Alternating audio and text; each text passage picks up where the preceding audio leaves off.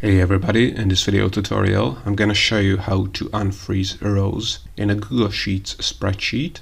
So as you can see, currently we have this project management sheet and this project management table, and the header row is frozen. So if I scroll down on this project management sheet tab, you can see that this header doesn't move, and we can always see wherever we are in the Google Sheets spreadsheet.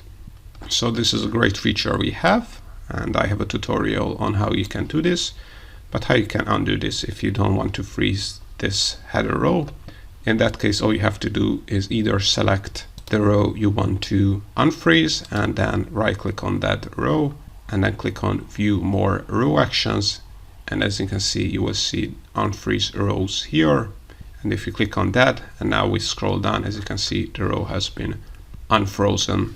Now let me undo that action with Ctrl or Command Z. So as you can see, the row is frozen again, and I'm going to show you the other option you have is to go to the menu bar, select View, click on Freeze, and as you can see, you can select No Rows here. And if you select that one, as you can see, the frozen row has been removed. So if we scroll down, row 8 is again not frozen anymore. So now this is how you can unfreeze rows in a Google Sheets spreadsheet.